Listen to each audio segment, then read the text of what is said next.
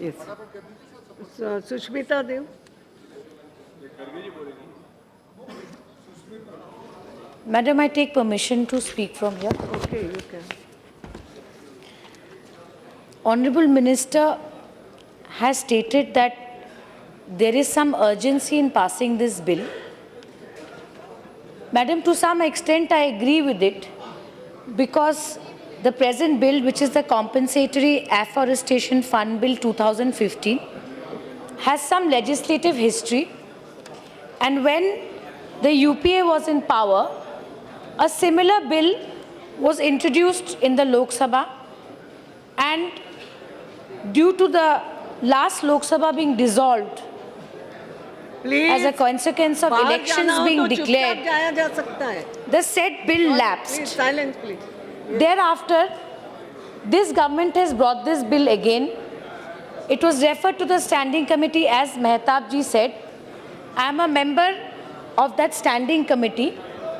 I only ask for some...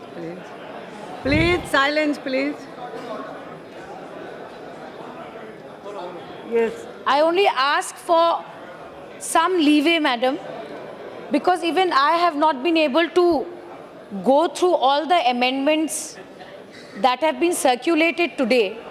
So I have not actually been able to draw a comparison between the standing committee recommendations and what has been brought in. Having said that, madam, I remember that a few days back, the chief whip of the Treasury bench, Meghwal ji, spoke in the 0 hour, and he had a word of caution for the judiciary, that the judiciary should not go beyond its power, beyond its duty in making any commentary. But today, as we talk on a historical bill, madam, we will see that it is the Supreme Court of India which actually showed us the path for this bill. And I believe that this is one bill where neither the Treasury bench or the opposition bench should have any disagreement, because in essence what we are doing is we are implementing the recommendations and the directions that has come from the Apex Court from time to time. Your Honor, Honorable Speaker, Madam, I would like to say that time is very short. We have to pass this bill in 1 hour. Honorable Minister has said that recommendations of the standing committee and the text of this bill has been in the public domain. And some concerns and some suggestions have come from different institutions and experts in the field. One primary concern seems to be a key amendment that this bill is going to bring in the system is, before 90% of these funds which were collected from the user agency for compensatory afforestation, 90% of those funds is to remain with the Government of India and 10% is to be with states. Now, with this bill coming in, the situation will reverse. The state governments will keep 90% of the fund and 10% the Government of India will retain. Some concerns which I hope Honorable Minister will address in his reply are that often it is seen, as recorded by the CAG's report in 2013, कि पैसा तो सरकार के पास होता है, but the forest department of the state governments, madam, often don't have the capacity to use this fund and actually achieve the purpose for which this compensation is given, which is afforestation. This happens due to lack of capacity in the forest department at the state level. So as a consequence, the entire policy which is headed towards, which is aimed towards balancing development with the environment fails. Standing committee has referred to this point. Secondly, a major issue, madam, is when a user agency diverts forest land, he is required to acquire land which is non-forest land so that usme afforestation ho sakta hai. But we all know that land is a scarce resource.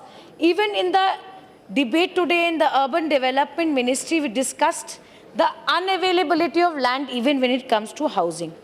So when you leave it to the user agency to find alternative land, it never happens. As a consequence of which, the standing committee has pointed out that, to take an example, between 2006 and 12, the state environment departments were to get almost 1 lakh hectares of land, madam, for afforestation. But what actually happened is the government, state governments only got some 28,000 hectares. And out of that, only 7,286 hectares were actually used for afforestation. So this is a real challenge, not just for the minister, but I think for a nation that is moving more and more towards sustainable development. Apart from that, I would request that across party lines in the standing committee, there was a recommendation that Bharat Sarkar को 10% नहीं, but 5% fund देना चाहिए. इसका कारण यह था कि supreme court की इस ऑर्डर के आने से पहले most of the fund is lying with the state government. Now, which state is in what position to return 10% of that amount may be a practical difficulty, and due to lack of resources at the level of the state government, this recommendation was made.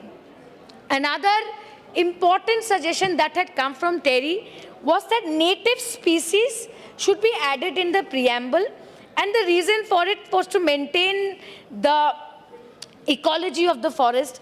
I'm not aware whether the government has taken that into consideration. Minister may address it. I think my last point would be that NPV, which is 51%, madam, of this entire fund that is lying with us, is now going to lie with the state government, where 51% of the component is NPV. This bill has a provision that there will be a high-level committee which will devise the method to come up कि ये NPV कैसे calculate होगा. So it has been left open-ended, is my understanding.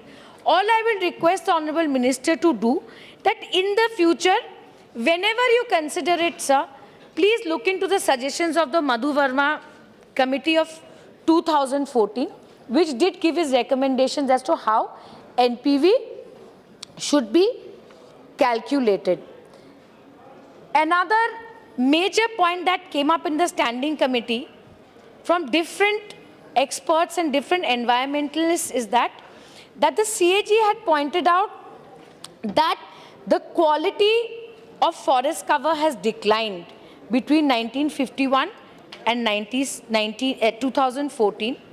And the reason for it is that the quality of compensatory afforestation is a burning issue amongst environmentalists. So I request the Honourable Minister to look into these aspects that have been raised by the Standing Committee and in the House by our party.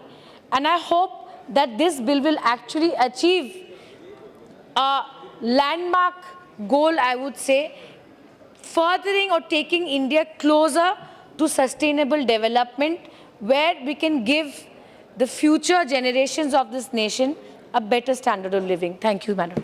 Dr. Sanjay Jaiswal.